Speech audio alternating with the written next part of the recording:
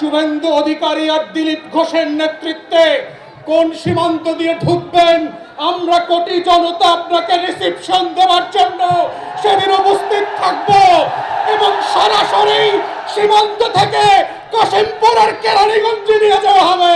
গত 800 বছরের ইতিহাসে নবাবী বাংলা বলেন আর সুবা বাংলা বলেন আর সুলতানি বাংলা বলেন, 850 বছরের ইতিহাসে লক্ষণ সেন নদিয়া মুর্শিদাবাদের রাজদরবারের পিছন গেট থেকে গরম খাবার রেখে পালিয়ে যাবার ইতিহাস আবার 24-এর 5ই আগস্ট পুনরাবৃত্তি ঘটেছে।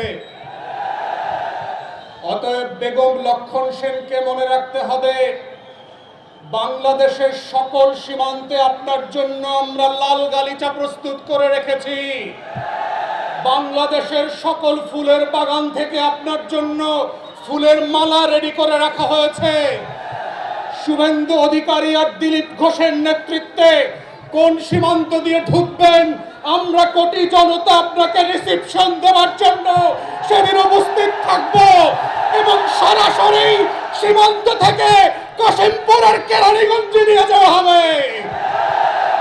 যারা বোধ করছেন 24-এর গণ অভ্যুত্থানে যারা বুক চেতিয়ে রক্ত দিয়ে বুলেটকে সামনে রেখে শত বাধা উপেক্ষা করে বাংলাদেশকে শুধু আওয়ামী ফ্যাসিবাদ না দিল্লির আধিপত্যবাদ থেকে মুক্ত করেছে, তাদেরকে এনডিটিভিতে আর রয়টার্সে রাতের আধারে ইমেইলে সাক্ষাৎকার দিয়ে বাংলাদেশের মানুষকে ভয় দেখাবেন, সেই ভয়ের রাজ্যে আমরা বাস করি না।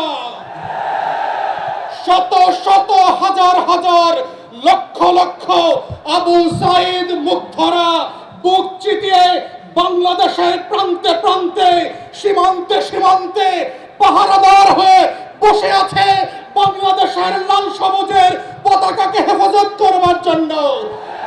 যারা বোধ করছেন আপনারা কয়েকজন সিনিয়র বাটপার জ্যেষ্ঠ সাংবাদিকরা টকশোতে গিয়ে কথা বলবেন আর বাংলাদেশের মানুষ শেখ হাসিনার পক্ষে লড়াই করবার জন্য প্রস্তুত আছে, গত 17 বছরের ইতিহাস দেখেন, গণমাধ্যম বিরোধী দলের বক্তব্য প্রকাশ করে নাই।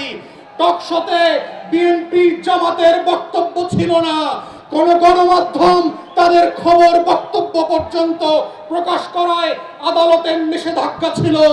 তারপরেও কিন্তু গণ অভ্যুত্থান ঠেকাতে পারেন নাই। মাথায় রাখেন, শুধুমাত্র গণমাধ্যমের ইতিহাস দিয়ে, শুধুমাত্র আওয়ামী ফ্যাসিবাদের কিছু দালালদেরকে দিয়ে টকশো করিয়ে বুদ্ধিদীপ্ত ভাবে বাংলাদেশকে আবার আওয়ামী রাজকরণ করবেন, সেই বাংলাদেশ দিল্লিতে ফিরবে, সোনার বাংলায় ফিরবে না। অতএব আমাদের বক্তব্য খুব পরিষ্কার, আমরা সরকারকে বলছি, বিভিন্ন জায়গায় বরিশাল সহ আমরা খবর পাচ্ছি আপনাদের দলের নেতা কর্মীদের পৃষ্ঠপোষকতায় আর্থিক লেনদেনের মাধ্যমে আওয়ামী লীগের গুন্ডা পান্ডারা পুনর্বাসিত হচ্ছে।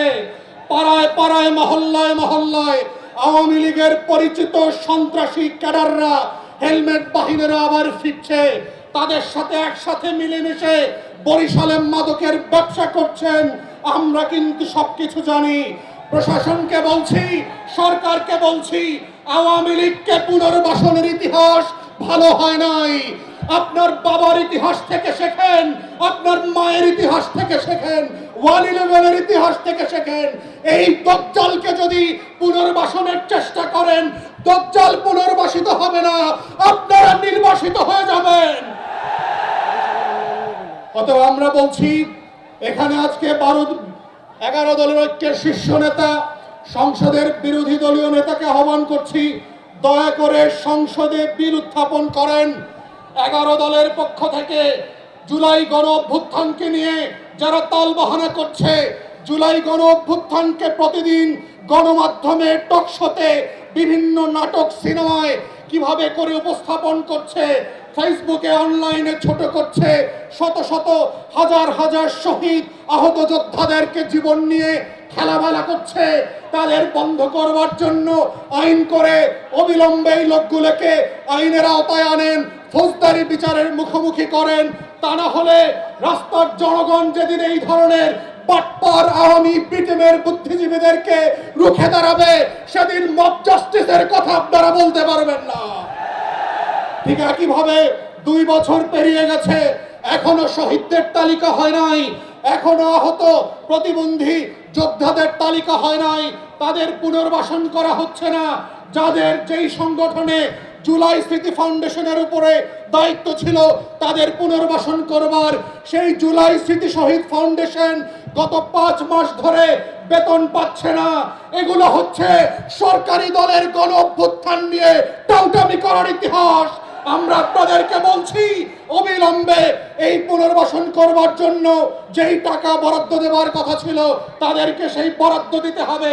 আমাদের শত শত হাজার হাজার জুলাই নেতাদের পুনর্বাসনের যে আকাঙ্ক্ষা এবং ওয়াদা জাতির কাছে রাখা হয়েছিল সেগুলো ব্যত্যয় কোনোভাবে করা যাবে না। আর সর্বশেষ বলছি, বরিশাল বিভাগের উন্নয়ন যে অনেকগুলো দাবি ছিল, যেগুলো নিয়ে আমি গত 2 বছর ধরে অন্তর্বর্তীকালীন সরকার এর সাথে দেনা পাওনা করেছি, ন্যায্য অধিকারের জন্য উপদেষ্টাদের দরজায় দরজায় গিয়েছি। যেই প্রকল্পগুলো পাশ হয়েছে সেগুলো শুনলাম এই বাজেটে নাকি আবার বরাদ্দ দেওয়া হয় নাই। আমরা অবিলম্বে দাবি করছি, বরিশালবাসীর বহুদিনের দাবি কুয়াকাটা থেকে ভাঙার রাস্তা 6 লেনের করতে হবে। আমরা দেখলাম ইতিমধ্যে বৃষ্টিতে খারাপ ওয়েদারের কারণে রাস্তার বেহাল অবস্থা, এগুলোকে অবিলম্বে ঠিকঠাক করতে হবে। বরিশালের যুবক সম্প্রদায়দের জন্য চাকুরি কর্মসংস্থানের ব্যবস্থা করবার জন্য আমরা এখানে ট্যাক্স ফ্রি ইনভেস্টমেন্ট প্রণোদনার জন্য দাবি করেছি। ভোলার গ্যাস ক্ষেত্রের 30% হিস্সা ন্যূনতম বরিশাল বিভাগে তরুণদের জন্য খরচ করতে হবে, যেন আমার তরুণরা চাকরি বাকরি এবং কর্মসংস্থানের বাইরে না থাকে।